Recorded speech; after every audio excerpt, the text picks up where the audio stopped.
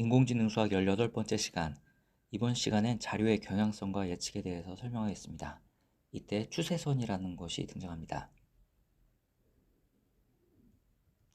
학생 20명의 수학과학 점수입니다. 이 수학과학 점수를 그래프로 나타냅니다. 수학 점수를 X좌표, 과학 점수를 Y좌표로 해서 각 학생의 점수를 좌표 평면에 나타냅니다. 이렇게 나타낸 그래프를 산점도라고 합니다. 이 산전도를 보면 수학 점수가 높아질 때 과학 점수도 높아진다는 것을 관찰할 수 있습니다. 즉, 양의 상관관계가 있음을 확인할 수 있습니다. 이 양의 상관관계를 선으로도 나타낼 수 있습니다.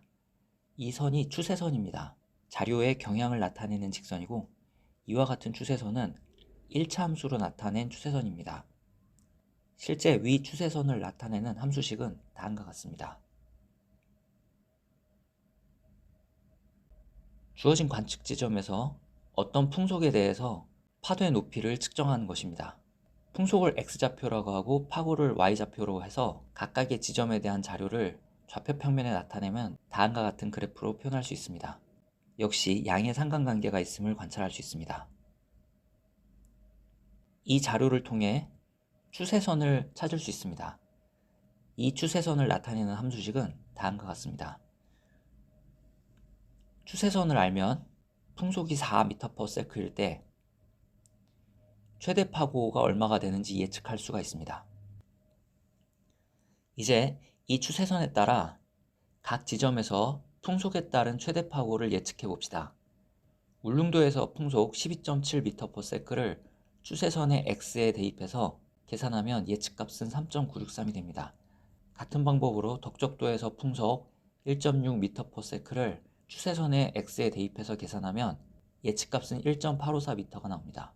같은 방법으로 울산에서 풍속이 9.7m/s일 때 이 9.7을 추세선을 나타내는 함수에 X에 대입해서 계산하면 예측값은 3.393m가 됩니다. 표에 제시된 최대 파고가 측정값, 즉 참값이고 예측값은 추세선을 통해 예측한 값입니다. 측정값 빼기 예측값을 오차라고 합니다. 오차를 계산하면 다음과 같습니다. 한편 오차의 절대값을 씌우면 오차의 크기가 됩니다. 다음이 오차의 크기가 됩니다. 이 오차의 크기는 울릉도를 예를 들면 측정값과 예측값의 거리가 됩니다. 통영을 예를 들면 최대 파고가 2m죠. 예측값은 3.26입니다. 그래서 오차는 마이너스 1.26이고 오차의 크기 1.26은 측정값과 예측값의 거리가 됩니다.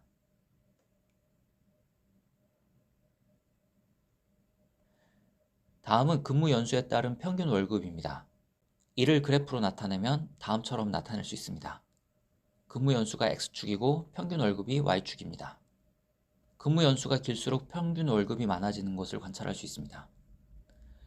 근무 연수가 길면 길수록 1년 단위의 평균 월급의 증가폭이 가파르게 커지고 있는 것을 확인할 수 있습니다.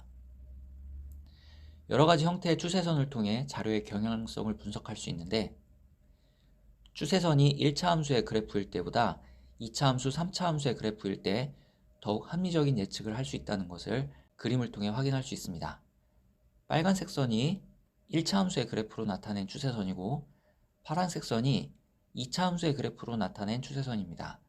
초록색 선이 3차 함수의 그래프로 나타낸 추세선입니다.